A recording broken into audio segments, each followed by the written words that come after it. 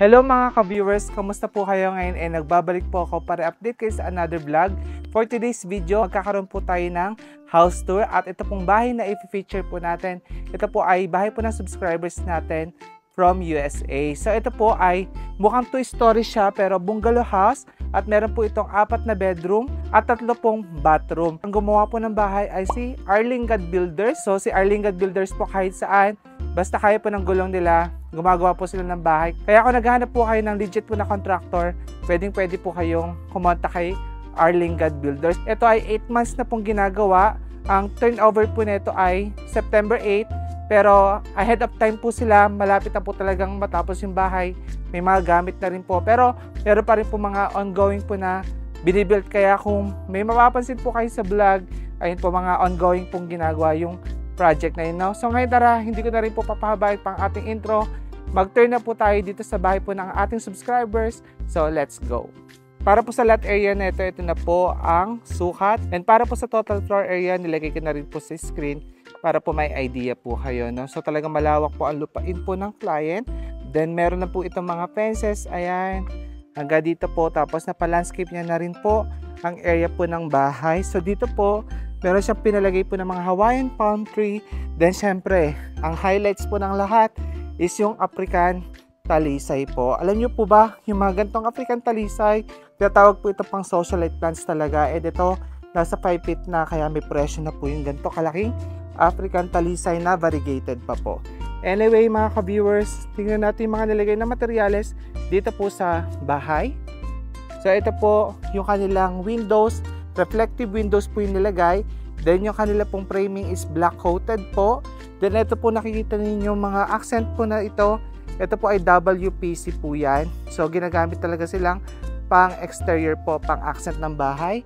Then para po sa roofing, yung kanila pong ceiling dito is spandrel po yan na wood grade. Then yung CCTV po, ceiling ganda po yung kumuha po ng supplier from Pampanga po yan, no? Ito na po yung itsura ng side view po ng bahay. Ayan. Then dito po, meron po silang ginamit dito na cement board na pwede rin pong gamitin ito sa gate. Then ngayon po ginamit naman po pang accent sa bahay po nila.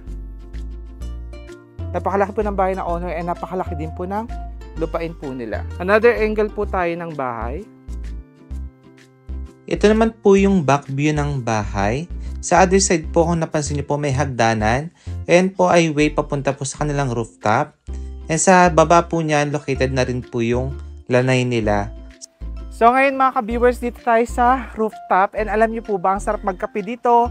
Magmuni-muni kasi talagang makikita niyo pa po or matatanaw niyo yung magandang view dito sa Isabela. And ganito pala yung feeling pag ikaw na yung nagmamay-ari ng lupain na ganito, no?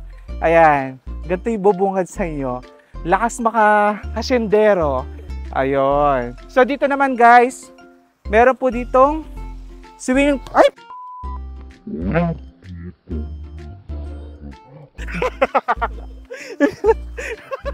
So ito naman guys, yung top view po ng kanilang swimming pool na ongoing din po, may ini-improve pa po sa garden. Ayan, and may mga nililinis pa po, no? So ito po nakita nyo ditong area, dito po yung source ng kanilang water. Tapos po meron din pong generator dyan, saka Outdoor bathroom po. dahil wala tayong drone, ito na lang po yung roofing nila ha. Yung nilagay po, color gray po siya na, rib type po yung roof ng client. Ito po yung flooring po ng rooftop, 60 by 60 po yan, na matte finish po.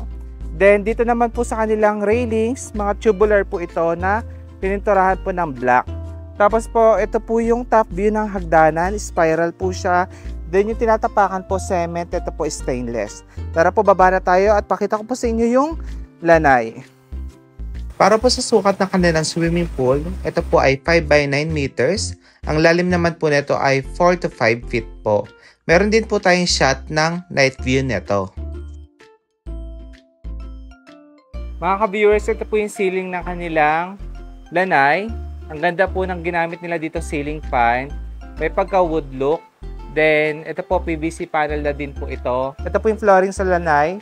Wrap finish po ito na 60 by 60. Then, meron silang accent wall po dito na matte finish po na 60 by 60 tiles. Then, meron po dito mga sliding door.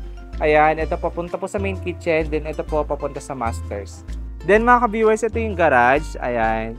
Bali kung mapapansin nyo po, meron dito pa accent po na tubular nilagay si Arling God Builders. Ayan, para to add drama sa garahe po ng owner. Then ito po nakita nyo, Montero po ito na 2025 po.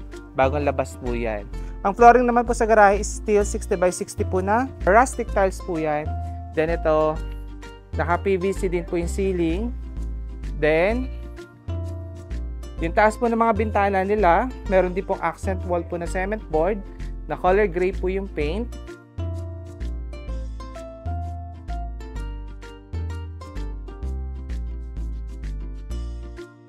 Bago po tayo pumasok sa loob, ito pong kanilang gate, motorized po yan. Then dito po sa front po ng bahay, meron po sila ditong terrace. Ayan. Bali dito po merong windows, WPC panels din. Ayan. Then ito na po yung pinaka main door nila. So sa main door po or main entrance, ito pong pintuan galing po yan sa Pampanga sa Guagua. Then yung nakita niyo po sa mga column na ito, tiles din po ito na cement block po yung design. Ganda ng bahay. And now mga ka-viewers, nandito po tayo sa living area po ng client. And dito po naglagay po tayo ng ating mga cortina. Then yung mga furniture naman po niya is galing po ng Isabela po ito ha. Dito na po pinagawa. So yung kulay po ang namili po si client. Para sa cortina, nag-base po sila sa kulay po ng kanilang L-shape sofa, which is ito po yung finished product. So kung plano niyo po magpalagay sa amin ng cortina dito sa Isabela, nagkikater po kami. Masukatan po ng pinsan ko yung bahay po ninyo. Isisend lang po sa aming quotation din. Ayun po, kung okay po sa inyo yung pricing, lahat po, pwede kami maglagay. Ngayon po, ito po yung finished product natin sa living area. Gusto ko po yung kanilang living area, napaka-spacious po. So ito po may mga i-improve pa po dito, may mga ayusin pa po niyan, no? Tapos kung napansin niyo po, swak na swak po yung paglagay po ng aircon nila, nilagay po sa middle po ng wall para at least po pag naglagay po tayo ng cortina, floor to ceiling po talaga yung maging finish. And balik lang po tayo nung naglalagay kami ng cortina dito sa living area. Yung design po ng ceiling is pa-slant, plus yung window po kasi is pa-slant. Kaya yung pagkakasabit po ng rail track natin, sinunod po natin yung design ng ceiling.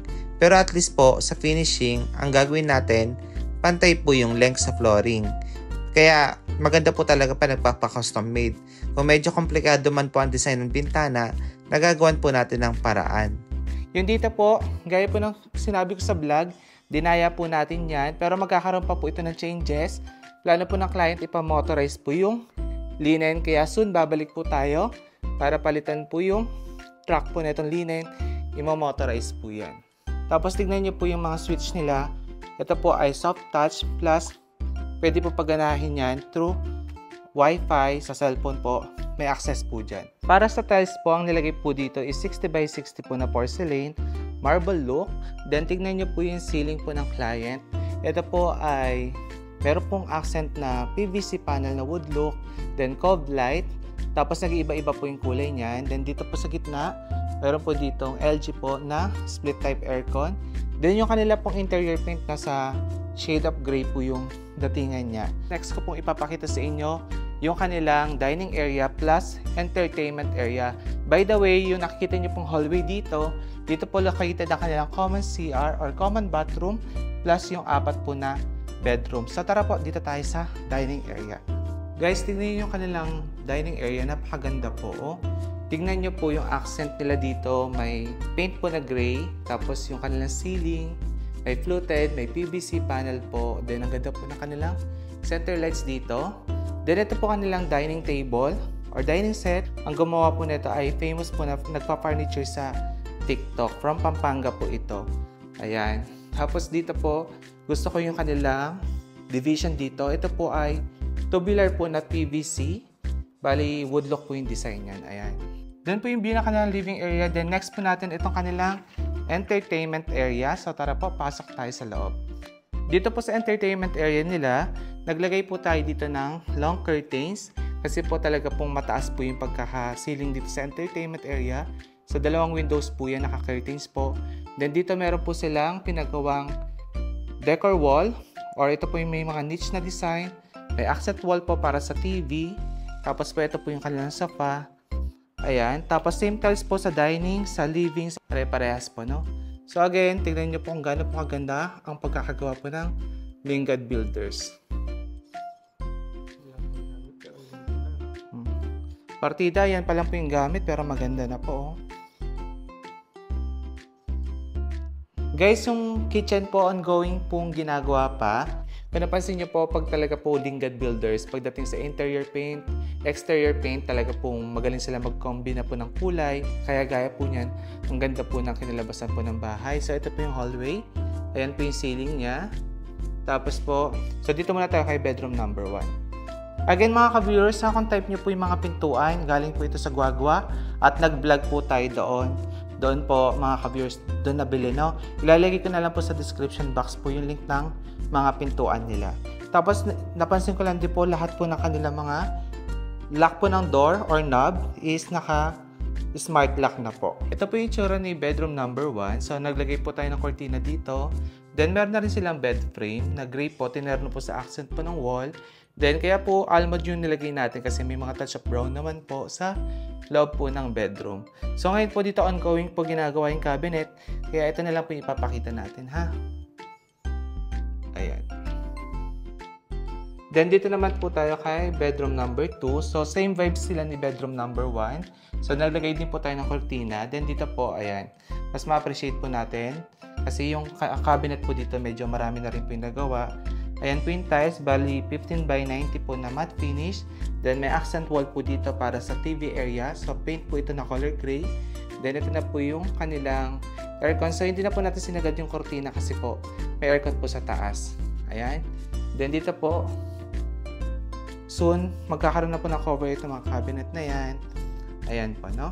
And ito naman po yung view palabas po ng kwarto ni bedroom number 2.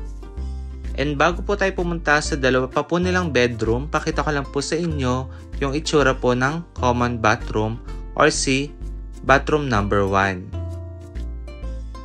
Kung type nyo po itong pinapakita ko, screenshot nyo na lang po, no? Ang cute na itong kanilang sink with cabinet. Ito may ilaw na. Ayan. May anti-fog na rin yan. Tapos sa loob may cabinet or storage po, no? Tapos ito naman po yung kanilang tiles dito, 60 by 60 po na stone series. Then may shower partition na rin ito. Tapos po sa loob merong siyang niche. Paglagyan po ng mga toiletries, ayan. Then yung kanila po mga faucet shower black coated po yung ginamit. Ang ganda rin po ng floor drain nila, ang lakas po maka-hotel niyan. So again, ito po ulit si bathroom number 1. Yung ceiling po pala nito, merong exhaust fan. Ayan, kung type nyo po, screenshot nyo na lang.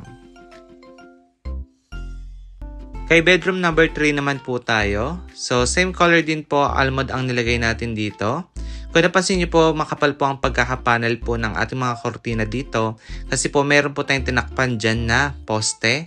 So, inassure po natin hindi magbi-visible na po yung poste dyan. Kaya, kinapalan po natin yung panel ng blackout. By the way po, meron po itong walk-in closet. Ayan. And ito pong pintuan naman po ay papunta sa bathroom number 2. So, ito po yung itsura ng bathroom number 2. Same vibes po kay bathroom number 1. Kung napansin nyo po yung mga tiles, ang sukat po lahat niyan is 60 by 60. Ang advantage po kasi ng paggamit po ng 60 by 60 po na tiles, nalilesen po yung pag-grout. Saka mas elegant po ang finish compare po sa malilit na size ng tiles. So ito po nilagyan natin ng blinds yan kasi nasa first floor at possible po ma-visible ang naliligo. So meron din itong niche. Ayan. Tapos yung tiles po dito is matte finish and ayan na rin po yung floor drain niya. Meron din po marble look na white tiles and gray tiles po na marble look. Dito naman po tayo sa master's bedroom. Ang ipapakita ko na lang po sa inyo yung kortina natin kasi may ginagawa pa po sa kwarto nila at may mga gamit pa po kasi kararating lang po ni client from US kaya po medyo magulo pa po, no? Anyway, ito pong kanilang kortina. Motorized po yung blackout neto. Then, yung kanila pong linen is manual. So, powered by remote po yan. And ito po, natuwa si client at nagamit na rin at nagpapadagdag pa sila ng motor para sa sala. Gaya po ng sinabi ko, ayan. So, pwede naman po yung both yung lagyan po ng motor, gaya po ng linen or blackout. Pero ito po again, blackout lang po ang nilagyan natin. And lastly po, pakita ko na lang po sa inyo ang master's bathroom. So ito po yung itsura, napakaganda. Gusto ko po yung master's bathroom nila kasi team gray po tayo, no? Ang sosyal. Iba talaga pag po ang ginamit malaking tiles sa bathroom. Mas spacious tingnan. And ayan po mga ka-viewers, ang bahay po na furniture natin at nilagyan po ng ating kortina. Ngayon po kung naghahanap po kayo ng legit po na contractor at wala po kayong mahanap sa area po ninyo, pwede po si Arling God Builders kahit saan po. Basta kaya po ng gulong nila, gumagawa po sila ng bahay. Gaya po nito, from Pampanga, nakarating po sila ng Isabela. And nakita nyo naman po, napakapulido. And yung may-ari po ng bahay, hindi po sumakit ang ulo nila. Kasi nga po, legit po na contractor po ang nakuha nila. Ngayon po, kung gusto niyo po silang kontakin, ilalagay ko po kanilang Facebook sa description box, plus yung contact details. And kung plano niyo naman po magpalagay ng kortina sa amin, ayan na po ang aking Facebook at contact number para iwas scam na po, no? Again mga ka-viewers, maraming salamat po ulit sa panonood. Sana meron po kayo na akong idea. Ingat po kayo and God bless. Bye-bye!